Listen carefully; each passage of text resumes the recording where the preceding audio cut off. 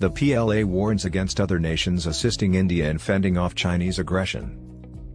In a last-ditch effort to escape the South China Sea and Malacca Strait conundrum, China wants to keep India occupied in the north while constructing naval forces stationed at Hambantota, Sri Lanka, and Gwadar, Pakistan. Tibet and Xinjiang are currently under illegal Chinese occupation. The United States and India conduct joint military exercises close to the disputed border. The People's Liberation Army, PLA, has warned against third-party engagement in the China-India border dispute.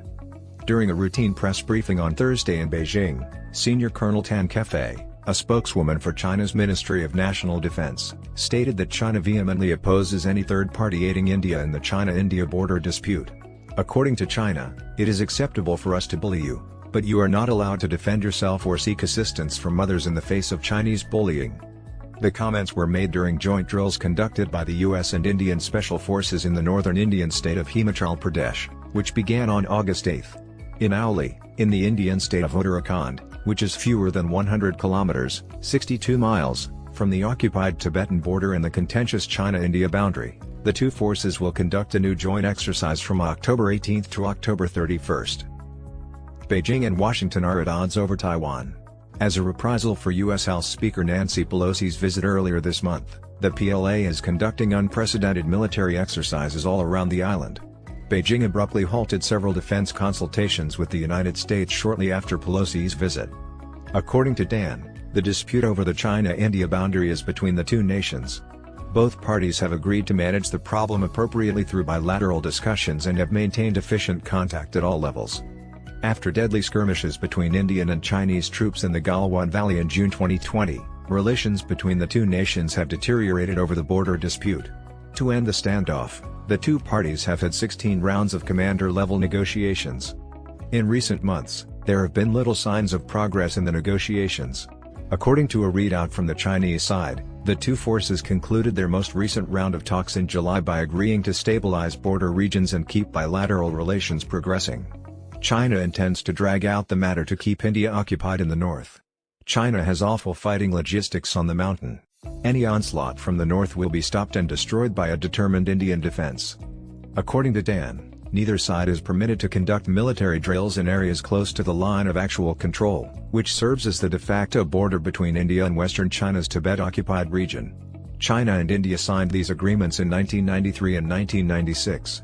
Dan urged India to stick to its promise of addressing border disputes. They are typical lies from China. The 13th iteration of the ongoing US-India joint exercise, called Ex-Vajra Praar 2022, will include collaborative mission planning, operational tactics, and strengthening coordination between the two countries' special forces, according to The Hindu, citing an Indian Army release. The yearly training began as the most extensive cooperative military training in 2002. The Yuddhabhyas exercise in October will concentrate on high-altitude warfare training. The practice is held alternately in India and the United States.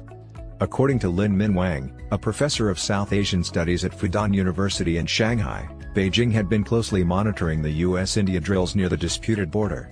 They were being offered to protect India from nefarious Chinese plans. The timing of Dan's remark indicated Beijing feels the drills completely target China after looking at the training techniques and weapons used. China is suspicious of the US participating in military drills near the disputed border, especially in light of India's recent stance on Taiwan's problems, which has already angered Beijing. As more countries become aware of the China threat, the Indian Ministry of External Affairs stated in its initial response to Pelosi's visit on August 12 that India was concerned about the events in the Taiwan Strait and urged the practice of moderation and the avoidance of unilateral action to alter the status quo in the area. According to Lin, India's requests for restraint from the PLA demonstrated that the nation was working with the US on Taiwan, which gave a terrible signal to Beijing. As Beijing is at full-scale war with the Indian subcontinent, and especially with India. According to Lin, the US planned to besiege China in two directions: from the east through its alliance with Taipei and from the southwest via India. The next round of border discussions between China and India, he claimed, could be delayed or hampered by the drills, which China desires to put off to keep India involved in the north, despite coming from the south. In India, a tax known as the Chinese occupation tax of 30% is required to be paid on all Chinese imports. A 30% fee must be paid by all Chinese ships transiting the Indian Ocean to cover Chinese aggression.